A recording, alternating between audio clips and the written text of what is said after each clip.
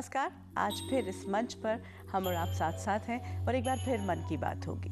बिल्कुल, बहुत कुछ तो हम करते हैं, अब ज़रूरत इस बात की है कि जो हम हैं उसे समझें। क्या जो मैं दिखता हूँ, जो मैं अभी तक अपने आप को समझ रहा था, उससे भी ज़्यादा कुछ और हूँ? क्या मेरे में अंदर ऐसी शक्तियाँ हैं जो मुझे उस मुकाम तक पहुँचा पाएंगी जिसके लिए मैं अभी बाहर से तलाश रहा था? वो सारी बातें यहाँ खुलती हैं इस मंच पर और बहुत कुछ हम अपने बारे में जान पाते हैं। वो सारी शक्तियाँ जो अभी तक छिपी थी, ऐसा लगता है कि जैसे पर्दे दर पर्दा उठता जा रहा है और इसमें हमें साथ मिला है। हमारा बहुत बड़ा सौभाग्य है कि हर बार की तरह आज भी हमारे साथ हैं हिज होलीनेस चामुंडा स्वामी जी। आपका बहुत बहुत स्वागत। नमस्कार। नमस्कार कनुप्रिया। दोस्तों नमस्कार, प्रणाम, जय माता दी। दोस्तों, आप मजबूत हैं, स्ट्रांग हैं, पूर्ण हैं। बस बात है इस बात को स्मरण करने की कि आप पूर्ण शक्तिशाली हैं। उन शक्तियों से कैसे रूबरू होना है जो आपको दिखाई नहीं देती। एक दुबला पतला सा आदमी पूरे विश्व को कंट्रोल कर सकता है और साइंटिस्ट भी कहते हैं, दार्शनिक भी कहते हैं, तंत्र मंत्र विज्ञान भी कहता है कि हमारी बुद्धि की, हमारे मन की जो शक्ति है उसका हम 10-20% भी प्रयोग नहीं कर पाते हैं। और ध्यान से, मंत्र जाप से, साधना से, गुरु कृपा से वो शक्ति का संचार होता है कि आप अपनी पूरी शक्तियों को इस्तेमाल करने लगते हैं। जो गुरु होता है कनुप्रिया, वो आपका माता होता है, पिता होता है, दोस्त होता है, सखा होता है, सखी होता है, तो आपको सही राय दे सकता है। और जो स्पिरिचुअल विद्या सेंटर है दोस्तों, इस सेंटर में हमने अच्छे अच्छे लोगों को एक अम्ब्रेला के नीचे इकट्ठे करने की कोशिश की है। वो किसी भी क्षेत्र के हो सकते हैं, तो उनकी सहायता से, उनकी मदद से, उनकी गाइडेंस से आपको जीने की कला आ सकती है। जैसे कोई डिप्रेशन में जा रहा है तो उसको सामूहिक हीलिंग देने की कोशिश करते हैं ताकि वो व्यक्ति इस डिप्रेशन से निकल जाए। पर जो डिप्रेशन है, मैं तो ये कहूँगा कि डिप्रेशन है ही नहीं कहीं पे, हमने बना लिया उसको ना। चाहे अज्ञानता कहें, मन की कमजोरी कहें, या कोई और भी कारण कह दें, क्योंकि डिप्रेस्ड व्यक्ति को कोई भी पसंद नहीं करता। और भगवान भी दोस्तों बहादुर लोगों के साथ है जो अपना ध्यान, अपना ख्याल खुद रखते हैं। ईश्वर कहता है कि तुम्हें अकेले भेजा है, अकेले ही वापस आना है और अकेले ही लड़ना है।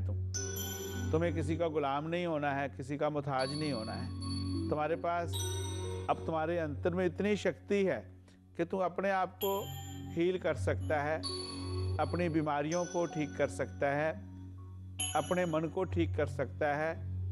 तू अपने मन की शक्ति से पूरे विश्व को चेंज कर सकता है, तो तू क्यों मुताज बैठा है? स्वामी जी, आपने जैसा बताया कि डिप्रेशन कोई ऐसी प्रॉब्लम नहीं है, बस मन ही थोड़ा सा डामाडोल जब होने लगता है, ऐसे में हमें एक सपोर्ट तो चाहिए ही होता है। तो कोई मंत्र या कोई ऐसा, कई बार स्टोन्स भी कहते हैं कि सहायता कर सकते हैं, तो कोई आप ऐसी बात बताएंगे? क्योंकि आज अधिकतर लोग देखें अपने आप को कभी ना कभी तो डिप्रेस्ड फील करते हैं।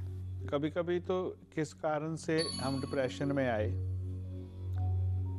या किस ग्रह से ग्रह की दशा चल रही है, तो उस ग्रह से रिलेटेड या आपके जन्म कुंडली के मुताबिक रिलेटेड हमें स्टोन पहनने चाहिए। पर मोती मन को सदा ताकत देता है। मोती की जो शक्ति है मन को बहुत ताकत देती है। पर कुछ लोग कहते हैं कि बिना सोचे समझे मोती पहन लेना चाहिए, पर मैंने देखा कि जब 6th हाउस से 8th हाउस से 12th हाउस से रिलेटेड हो जाता है चंद्र, तो बहुत सोच विचार करके मोती पहनना चाहिए। कभी कभी नुकसान कर जाता है। और ज़्यादा आप डिप्रेशन में हैं तो आपको घर में स्फटिक का शिवलिंग रखना चाहिए और उसके आगे दिया जला करके उसके ऊपर ध्यान केंद्रित करना चाहिए। जैसे ये शिवलिंग है तो उसके पीछे दिया जला दें ताकि स्फटिक के शिवलिंग के अंदर से रेजेज आपके पास आएँ। और ऐसे ढंग से रखें जब ध्यान में बैठें कि नाभि के पास में दिखाई दे आपको। नाभि के स्तर का हो जैसे, तो उसकी जो रेजेज हैं वो आपको बहुत बड़ी शक्ति देती हैं। घर में स्फटिक का शिवलिंग होता है तो पूरे परिवार वालों का डिप्रेशन ठीक होता है। आप स्फटिक के शिवलिंग के दर्शन करें, इससे बहुत लाभ होता है, क्योंकि ऐसी मान्यता है कि स्फटिक के शिवलिंग में माँ भगवती और भगवान शंकर जुगल अवस्था में दोनों निवास करते हैं। तो ऐसे इसी तरह से जब पति पत्नी इकट्ठे होते हैं तो उनकी शक्ति दूसरी होती है। जब वो शक्ति का संचार पूरे घर में, पूरे परिवार में होने लगता है तो घर का और घर में रहने वाले व्यक्तियों का आभा मंडल ही चेंज हो जाता है, पूरी की पूरी ऑरा चेंज हो जाती है। तो बहुत अच्छा प्रयोग है। रुद्राक्ष पहनने से भी बहुत लाभ मिलता है। और कहीं कहीं पारिवारिक मनमुटाव के कारण परिस्थितियां डिप्रेशन की हुई हैं तो स्फटिक का शिवलिंग रखने से ठीक हो जाती हैं। कहीं कारोबार में बाधा आ गई, कारोबारी रुकावट आ गई, फाइनेंशियली परेशान हो गए, उस वजह से हैं, तो दोस्तों अगर आप वेजिटेरियन रह सकते हैं तो श्री यंत्र की जो उपासना है, श्री यंत्र की जो स्थापना है, वो आपको बहुत बड़ा बल देती हैं। उससे भी आप डिप्रेशन से दूर होने लगते हैं। और इसके साथ में निवारण मंत्र का भी जाप करें तो ये मंत्र भी आपको मन को शक्ति देता है। आप जिस वस्तु के, जिस सत्ता के हकदार हैं वहाँ तक पहुँचाने में मदद करता है। आपको कष्टों से जूझने की शक्ति देता है।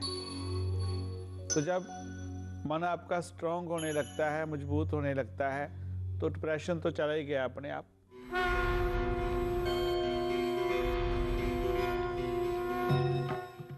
ही बाप दादा की पगड़ी तो उतर गई समझो, पर निकल आए हैं वो पर्वतराम की छोरी काशी के। कुछ बोलेगी भी? स्कूल जाने के सपने देखे हैं, अब पाँव की जूती सर पर बैठेगी। वो काशी अगर स्कूल गई तो हम तो हटवा लेंगे अपनी बिटिया को स्कूल से, कह दिए हैं हम। कोई नहीं चाहता कि मैं पढूं, ऐसा क्यों? काशी सिर्फ इमेजिन पर।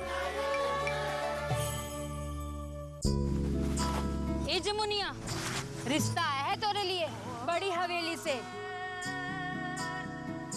राजा जी के महल से।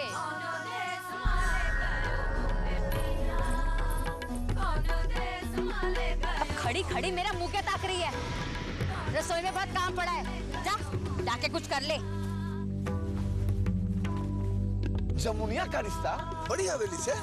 सुना है बड़ी हवेली माँ घोर अभिशाप का साया है। वो हवेली माँ कोई औरत जिंदा नहीं बची। जमुनिया खत्म, झंझट खत्म। काश कुछ सपने कभी सच ना होते। जमुनिया सिर्फ इमेजिन पर।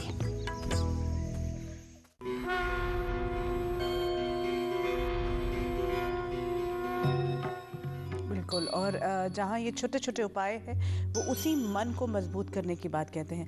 स्वामी जी, आपने कहा कि स्फटिक का जो शिवलिंग है, तो बार बार हम ये बात कर रहे हैं कि उनकी प्राण प्रतिष्ठा के बाद किया जाना, उनको स्थापना होनी चाहिए। तो शिवलिंग की भी प्राण प्रतिष्ठा की जाए? हाँ बिल्कुल बिल्कुल, सभी की करनी चाहिए। आप सोचो, इवन आप स्टोन्स पहनते हैं ग्रहों के मुताबिक, तो उसकी भी विधिवत पूजा करके उसमें प्राण डाल करके उसको पहनना चाहिए, तो उसकी शक्ति अनंत गुना हो जाती है। स्फटिक का शिवलिंग की आप विधिवत पूजा करके पे रखते हैं, उसकी स्थापना करके रखते हैं, प्राण प्रतिष्ठा करके स्थापना करते हैं, तो उसकी शक्ति भी अनंत गुना होती है। स्फटिक मतलब वही क्रिस्टल का जो, हाँ, जो ट्रांसपेरेंट। ओके, तो अब हम इन मेल्स की तरफ भी बढ़ते हैं, क्योंकि बहुत से मेल्स आए हुए हैं। एक इन्होंने भेजा है, नाम नहीं बताया, लिखते हैं कि मेरी नेचर शुरू से ही थोड़ी शॉर्ट टेम्पर्ड रही और करीब 9 साल पहले मुझे ब्रेन ट्यूमर हो गया था और मेरा ऑपरेशन हुआ, फिर मैं ठीक हो गई। सर्जरी के बाद मैं बिल्कुल फिट हूँ, लेकिन मुझे अब हद से ज़्यादा गुस्सा आने लगा है। मैं किसी की भी छोटी से छोटी गलत बात पर भी बहुत ज़ोर का गुस्सा हो जाती हूँ। हालांकि मैं जानती हूँ कि इतना हाइपर होने की ज़रूरत नहीं, लेकिन मेरा कभी किसी के साथ अगर मेंटल लेवल मैच नहीं कर रहा होता तो मैं बहुत परेशान और गुस्से में आ जाती हूँ। क्या स्पिरिचुअलिज्म में मुझे कुछ ऐसा मदद मिल सकती है कि मैं अपने गुस्से को कंट्रोल कर सकूँ? क्या ये ट्यूमर के ऑपरेशन से रिलेटेड हो सकता है, ये गुस्सा आना? कारण कोई भी हो सकते हैं, कभी कभी व्यक्ति ज़्यादा फिजिकल बीमारी को भोगता है, कष्ट भोगता है, तो इरिटेट होने लग जाता है। और ब्रेन हमारे मन को कई तरह के थॉट्स भेजता है, और हो सकता है ब्रेन के कारण कोई ऐसा तंतु के साथ छेड़छाड़ हो गई हो, उसकी नेचर को चेंज कर दिया हो व्यक्ति को। जैसे हम बहुत क्रोध में आने लगें, बहुत इरिटेट होने लगें, तो अगर हमें पता चल जाए, हम मानने लगें कि मुझे बहुत गुस्सा आता है, तो समझ लो उसका इलाज शुरू हो गया। अगर हमें सोचें कि जो लोग ही ऐसे करते हैं तो गुस्सा आता है, तो बात दूसरी है। गुस्सा आना तो जायज़ है, जायज़ है। गुस्सा नहीं करूँगे तो अब काम कार्य नहीं ऐसे होगा। रही हो तो गुस्सा आएगा बैठे बैठे। तो अगर आपने सोच लिया बेटा कि आपको क्रोध आ रहा है, तो उसका इलाज बिल्कुल ठीक ठाक ढंग से हो सकता है। आपके लिए भी स्फटिक के शिवलिंग का प्रयोग बहुत अच्छा गुणकारी हो सकता है, और आपको स्फटिक के शिवलिंग की पूजा करनी चाहिए। और साथ में अगर आप स्फटिक की माला, मोती की माला, दोनों में से कोई माला गले में पहनती हैं, तो आपका क्रोध बिल्कुल ठीक होने लगेगा। और साथ में सुबह उठने के बाद फूलों पर ध्यान केंद्रित करें, पक्षियों पर ध्यान केंद्रित करें, अपने बचपन पर ध्यान केंद्रित करें, और बिल्कुल मन की प्रसन्नता के साथ ध्यान करें अपने इष्ट का, और पूरी दुनिया को प्यार करने की कोशिश करें। आपका कष्ट ठीक हुआ, उसके लिए परमात्मा का शुक्रिया करें, परमात्मा का धन्यवाद करें। और छोटी छोटी मेडिटेशन बहुत हैं जिनसे आपका गुस्सा कम किया जा सकता है। किसी मेडिटेशन सेंटर में ज्वाइन कर लें, ध्यान सीखना शुरू कर दें। ध्यान की कुछ विधियाँ ऐसी हैं कि आपको डिप्रेशन से आपका बचाव करती हैं, ब्लड प्रेशर से बचाव करती हैं, आपके क्रोध से भी आपका बचाव करती हैं। तो बिल्कुल, और ये इन्हीं के लिए नहीं, मुझे लगता है बहुत से लोगों के लिए जो एक्सेप्ट कर रहे हैं कि उन्हें गुस्सा आता है। सबसे पहले तो आपने कहा कि हम कई बार तो जायज़ ही मान लेते हैं। सही बात है। तो ये बहुत ज़रूरी है कि हम इस तरह के प्रयोग करते रहें, ताकि हम अपने आप ही को नहीं, अपनों को भी बचा पाएंगे, अपनों को बचा पाएं। एक मैं यहाँ सवाल लेना चाहती हूँ स्वामी जी। ये लिखती हैं फ़िज़ा का ये ईमेल आया है कि मैं किसी से बहुत प्यार करती हूँ। हमारा जो रिलेशनशिप है, अफेयर है, वो 8 साल से चल रहा है, और हम दोनों शादी भी करना चाहते हैं। पर प्रॉब्लम ये है कि जिनसे मैं प्यार करती हूँ वो मैरिड हैं, और उनका एक 6 साल का बच्चा भी है। लेकिन वो मुझसे बहुत प्यार करते हैं। हम दोनों वेट कर रहे हैं कि उनका डिवोर्स हो जाए और हम शादी कर लें। मैं आपसे ये जानना चाहती हूँ कि मेरा उनसे शादी करना ठीक है कि नहीं, क्योंकि उनकी एक फैमिली है, पर वो अपनी पत्नी को बिल्कुल प्यार नहीं करते। हाँ, बच्चे से अटैच्ड बहुत ज़्यादा हैं। क्या हमारी शादी करने का डिसीजन ठीक है? मैं किसी का घर तोड़ना नहीं चाहती। अगर ऐसा करना ठीक नहीं है तो आप कोई ऐसा उपाय बताएं कि मैं उनसे अपने आप दूर हो जाऊं। बहुत कठिन सवाल है। अगर तो प्रैक्टिकल बात बेटा करें, आप चाहती हैं कि किसी का घर ना टूटे और बच्चे को माता पिता दोनों का प्यार मिलता रहे, तुझे बहुत अच्छी बात है, बहुत बड़ी बात है। वो प्यार कनुप्रिया सदा त्याग मांगता है, क्योंकि घर तो टूट ही रहा है। प्यार देना जानता है, प्यार लेना नहीं जानता। जहाँ कहीं लेने की बात आ जाए तो वो प्यार नहीं है। प्यार खुश देखना चाहता है सबको, पूरे परिवार को, पूरे संसार को। और कहीं कहीं ऐसे केसेज आए कनुप्रिया कि लगता है कि वो व्यक्ति आपको बहुत प्यार कर रहे हैं। कहीं कहीं वाइफ से टेम्परेरी गुस्से हो गए तो आप रास्ते में आ गई कहीं पे, तो लगता है प्यार की बात उसी दिन शुरू हो गई। जिस दिन पत्नी से ठीक होंगे तो फिर वही बात वहाँ की वहाँ हो जाएगी, तो आप उसी को कभी बेवफा कहने लगोगे। या आप जैसी अच्छी लड़की हैं जो सोच रही हैं कि किसी का घर नहीं तोड़ना चाहती, तो किसी का घर मत तोड़ना। बहुत कभी कभी कष्ट होता है जब देखते हैं कि बच्चों के माता पिता अलग हो गए, क्योंकि बच्चे को तो माँ बाप दोनों की ज़रूरत है। कभी कोर्ट में झगड़ा कर रहे हैं माँ बाप बच्चे के लिए, कोई कहता है इतने दिन मेरे पास चाहिए, कोई कहता है इतने दिन मेरे पास चाहिए। और साथ में आप इस स्थिति से मुक्त हो जाएं, आपको आपके मन को शक्ति मिले, सभी लोगों के लिए है दोस्तों। उसके लिए एक तो गणपति भगवान का आपको मंत्र दे रहा हूँ। इस गणपति देव के मंत्र का जाप करें। गणपति भगवान के मंत्र का जाप कम से कम 31 टाइम 51 टाइम लंबा मंत्र है, इसका जाप करें। ओम नमो सिद्धि विनायकाय सर्व कार्य कर्तरे सर्व विघ्न प्रशमनाय सर्व राज्य वश्यकरणाय सर्वजन सर्व स्त्री पुरुषाकर्षणाय श्रीं ओम स्वाहा।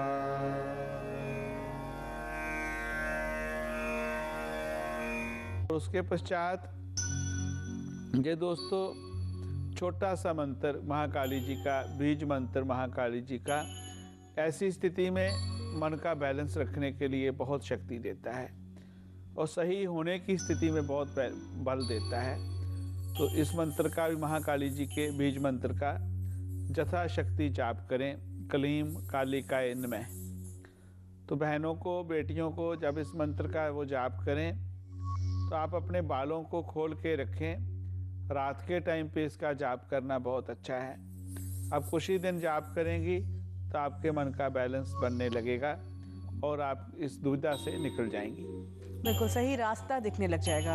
ये कन्फ्यूजन भी एक मतलब बहुत बड़ा कन्फ्यूजन। हाँ, और स्वामी जी एक यहाँ पे मैं बात जानना चाहूँगी कि सपोज अब ये कई बार क्या होता है कि कुछ ना कुछ उपाय भी, या कोई अगर सपोज तंत्र या कोई आकर्षण तंत्र से या किसी तंत्र की वजह से उनका रिलेशनशिप बना हो, उन्होंने आगे मैरिज कर दी, सेकंड मैरिज की तरफ चले गए और कभी ना कभी तो वो टूटेगा और वो हस्बैंड वापस आना चाहते हैं, तो उस व्यक्ति का क्या, उस लड़की का क्या होगा फिर जो जिसके साथ उन्होंने शादी की थी?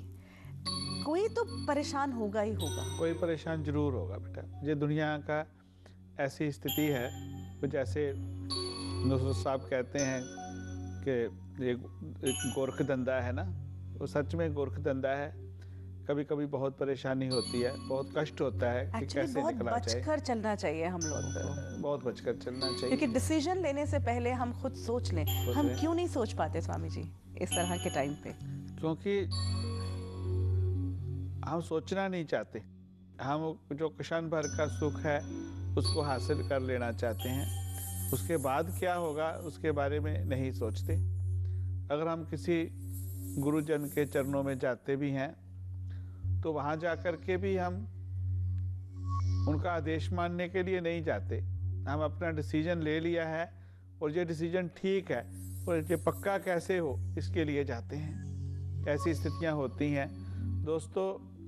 किसी भी गुरु के चरणों में जाएं, किसी स्पिरिचुअल हीलर के पास जाएं, किसी से मशवरा लेने के लिए जाएं, तो आप समर्पण भावना से जाएं और सोच के जाएं कि जो भी वो डिसीजन देंगे मुझे उस डिसीजन को स्वीकार करना है। नहीं तो आप भटक जाएंगे। ऐसे व्यक्ति की तलाश करेंगे जो आपकी हाँ में हाँ मिला दे, और वो बहुत घातक होगी, क्योंकि कोई ग्रीडी व्यक्ति, लालची व्यक्ति आपकी हाँ में हाँ मिला सकता है, पर सच्चाई वो नहीं होगी। अगर फिर भी आपको विश्वास नहीं होता तो आप स्वप्न विद्या का सहारा ले सकते हैं। माँ वराही देवी की साधना बहुत बार मैं अपने अलग अलग कार्यक्रम में बता चुका हूँ, सेमिनार में बता चुका हूँ। उसका सहारा ले सकते हैं, उससे आपको अपने प्रश्न का उत्तर मिल जाएगा। क्योंकि आपकी एक छोटी सी मिस्टेक से कितने परिवारों को नुकसान होगा। क्योंकि जो शादी है ये तो एक त्याग है ना। शादी जो है एंजॉयमेंट के साथ साथ बहुत बड़ा त्याग है, बहुत बड़ा दायित्व है आपका, और आप इस बात का ध्यान रखें। और जिस व्यक्ति के साथ आगे बढ़ना चाहते हैं उसके बारे और भी सोचें। अगर आप उसको प्यार कर रहे हैं तो उसको भी तकलीफ ना हो। जब सब चीज़ें सोचेंगे तो फिर आपकी बात बन जाएगी। और सच्चा प्यार है तो आप फिर सच्चा प्यार जो है वो कामयाब होता है, उसमें कष्ट की बात नहीं होती। कभी कभी लोग किसी रुतबे के कारण जुड़ जाते हैं, कभी किसी स्वार्थ के कारण जुड़ जाते हैं, कहीं पे कोई ऐसी स्थिति होती कि आदमी को सहारा चाहिए होता, जुड़ जाते हैं। जब प्रैक्टिकली बात आती है तो फिर वही रिश्ते टूटने लगते हैं। कहा जाता है कि किसी के मन को अगर छूना है या जीतना है तो तो प्रेम से ही जीता जा सकता है। स्वामी जी की जितनी भी बातें होती हैं वो शुरू होती हैं प्रेम से, ख़त्म होती हैं हम पर ही, और हमें शक्तिशाली बनाने के लिए प्रेम से उन्होंने जीत लिया है हमें, हमारे मन को। अब मन के कपाट हम खोल सकते हैं और जो शक्तियाँ आना चाहती हैं, जो रोशनी आना चाहती है, ज्ञान की रोशनी हमें मिल रही है, उसको हम खुले हाथों से लें, हम खुले मन से लें। अगर आपके मन में कोई सवाल है, कोई प्रॉब्लम है, आप हमारी वेबसाइट पर जा सकते हैं, हमें ईमेल भी कर सकते हैं या फ़ोन पर भी संपर्क कर सकते हैं। हमारी वेबसाइट है www.spiritualvidya.com। आज जो बातचीत रही उसे जीवन में इम्प्लीमेंट ज़रूर करें, उसे समझें ज़रूर, सोचें ज़रूर, विचार ज़रूर करें और उसके बाद आगे बढ़ें। स्वामी जी आज आप हमारे साथ थे, बहुत बहुत धन्यवाद। हाँ, शुक्रिया कन्नुप्रिया, बहुत सुंदर बात कही कि दोस्तों हमें चाबी हमारी अपने पास रखनी है, ना तो किसी प्रॉब्लम को की देनी है, ना किसी व्यक्ति को, ना किसी निराशा को, ना किसी डिप्रेशन को। जब आपके घर की चाबी आपके पास है तो कोई दूसरा नहीं घुस सकता है, जिसको चाहोगे वो ही अंदर आएगा। तो आपकी चाहत जितनी बड़ी होगी, आपकी चाहत जितनी अच्छी होगी, उतने ही सुखी आप होंगे, आपका पूरा परिवार होगा, आपका पूरा घर होगा, आपका पूरा देश होगा, पूरा समाज होगा। तो आप सभी सुखी हों, किसी कष्ट को आप घुसने ना दें। इसी प्रार्थना के साथ, इसी आशीर्वाद के साथ आपसे और कन्नू जी से इजाज़त चाहता हूँ।